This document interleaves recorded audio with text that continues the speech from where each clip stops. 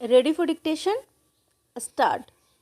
विश्व स्वास्थ्य संगठन द्वारा जारी ताज़ा सतत विकास लक्ष्य संबंधी रिपोर्ट 2023 बताती है कि सहस्त्राब्दी की शुरुआत के बाद से दुनिया ने स्वास्थ्य में उल्लेखनीय सुधार देखा है। यह किसी खुशखबरी से कम नहीं कि दुनिया में इस सदी में बाल मृत्यु दर आधी हो गई, मातृ मृत्यु दर 1/3 घट गई है। HIV, तपेदिक और मलेरिया सहित कई संक्रामक रोगों में कमी आई है। गैर संचारी या गैर संक्रामक रोगों के चलते समय से पहले मौत का जोखिम कम हुआ है।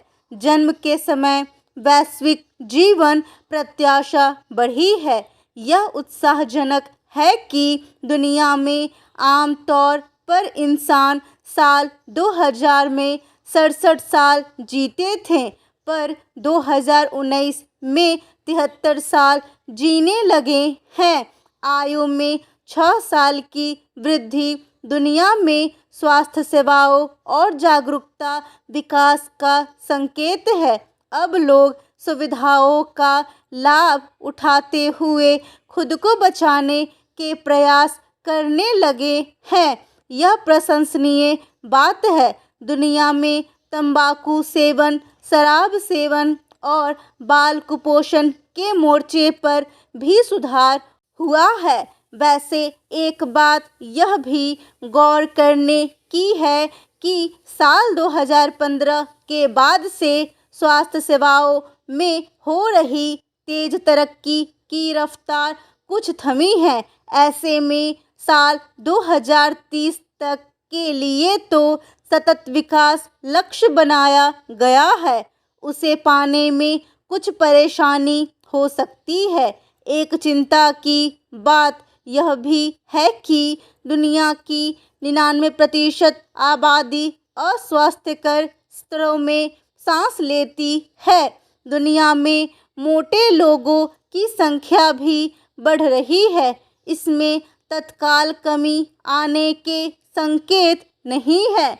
ऐसा लगता है कि पिछले दशक के मध्य में आर्थिक मंदी ने असर दिखाया है और स्वास्थ्य के मद में सार्वजनिक खर्च घटा है या उतना नहीं बढ़ा है जितना उसे बढ़ना चाहिए। स्वास्थ्य सुविधाओं को बढ़ाने में अनेक देशों में वित्तीय कठिनाई हो रही है। स्वास्थ्य सुविधाओं में असमानता लगातार कायम है।